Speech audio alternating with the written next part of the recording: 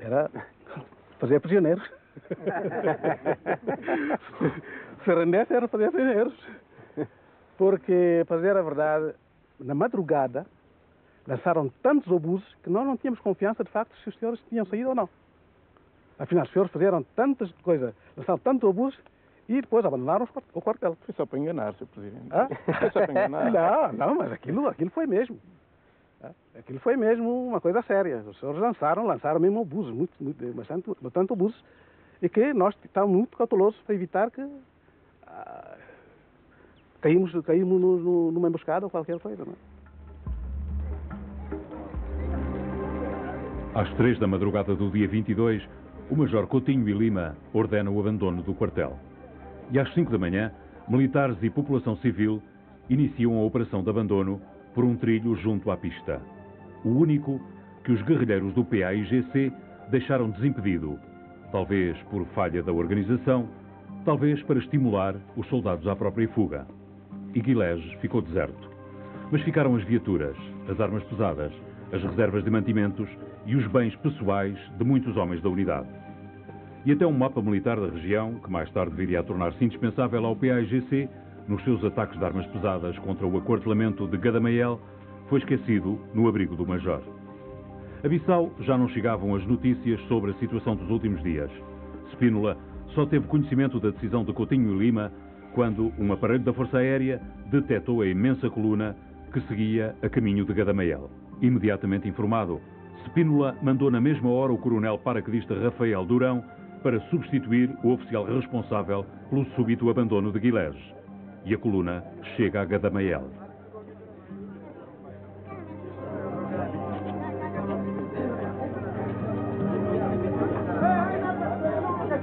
Por volta de 1h do dia 22 de maio de 1973, depois de retirarmos do quartel de Guilés, chegámos aqui e já estava aqui o novo comandante do COP 5 para assumir o comando. Fui eu, especialmente, bastante mal recebido, como aliás seria compreensível, e depois estive aqui 2 dias e fui mandado regressar a Bissau para ficar na situação de prisão preventiva. O local de Gadamayel situava-se a mais de uma dezena de quilómetros a sul de Guilés e próximo da fronteira da Guiné-Conakry. Dispunha de uma unidade do exército e era habitado por centenas de civis. No período anterior a maio de 73, raramente o PAIGC incomodava a companhia instalada neste aquartelamento. Mas nos dias 1 e 2 de junho, já depois de terem conquistado Guilés, os guerrilheiros de Amílcar Cabral deslocaram as baterias para sul e desencadearam um violento ataque com mísseis, canhões, obuses e morteiros. Ao contrário de Guilés, Gadamayel não tinha depósitos nem abrigos fortificados onde os soldados e a população pudessem proteger-se. Apenas algumas valas construídas deficientemente serviam de trincheira.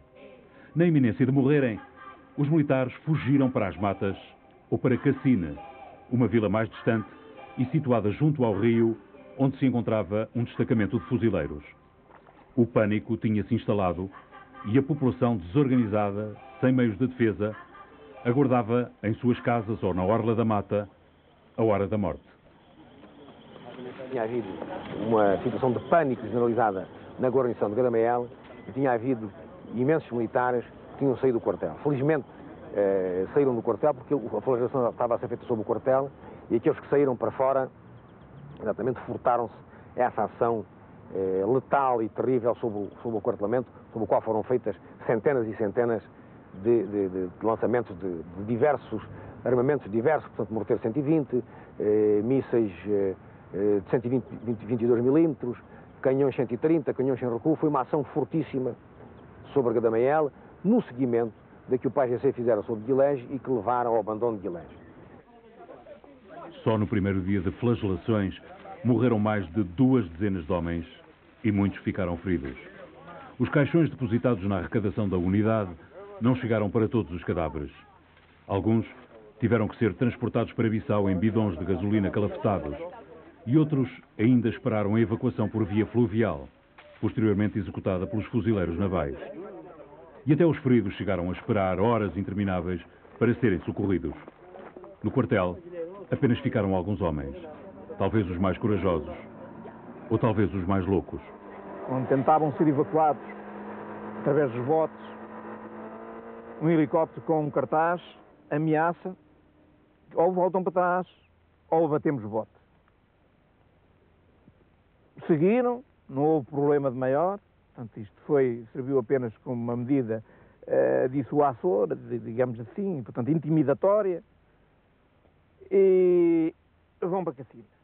Em Cacine, o ex-comandante do COP que tinha aqui estado tinha desaparecido, no momento em que nós precisávamos mais dele aqui, desapareceu, mas apareceu lá a ameaçar. Terá dito mais ou menos isto: fuzilam-se 2 ou 3, os outros regressam imediatamente. A notícia da fuga em massa dos soldados de Gadamael deixa o comandante-chefe completamente desesperado.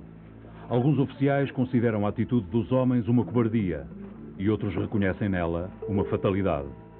Uns acham que é preciso manter a todo o custo a unidade, outros pensam que o melhor é abandoná-la. Dividido nas opiniões, António de Spínola chama ao gabinete o capitão Monge e dá-lhe ordem para organizar em Cacine o regresso dos militares a Gadamael. As Forças Armadas já haviam perdido Guilés e por isso já não podiam perder Gadamael, o único posto avançado no sul do território em condições de impedir o PAIGC de deslocar-se ainda mais para o interior do país.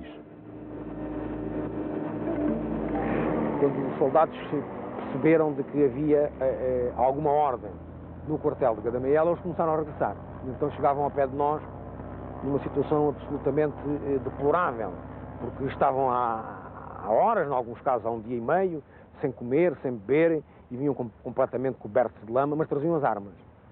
Porque eles, quando saíram de Gadamael, levaram as armas com eles e tiveram realmente o cuidado de regressar com elas. Portanto, não se pode dizer que foi propriamente uma debandada, mas uma saída de uma zona muito difícil e numa situação em que ficaram sem comando porque os 2 capitães tinham sido feridos. Foi uma situação muito complicada em termos humanos, foi uma situação muito difícil em termos operacionais, de um certo modo demonstrava no terreno aquilo que se estava a passar em termos estratégicos. O inimigo ganhara a iniciativa, nós perdermos a capacidade de movimentação aérea. O inimigo tinha, em termos de armamento, muito melhor que nós, tinha armas muito mais poderosas e, enfim, o que era quase um escândalo, nós é que estávamos a fazer defesas anti-carro porque receávamos que nós fôssemos atacados por viaturas blindadas do inimigo. Isto é alterar completamente o quadro de uma guerra de guerrilhas e que anuncia, a muito breve prazo, um colapso militar.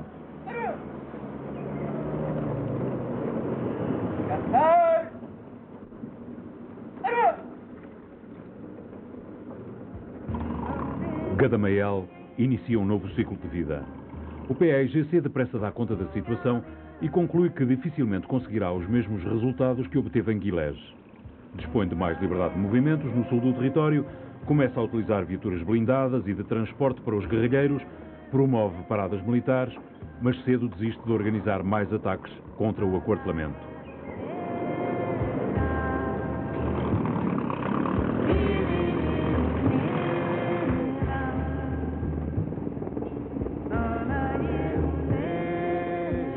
Apesar da continuada resistência e sacrifício dos soldados, o moral das tropas portuguesas não é o mais elevado.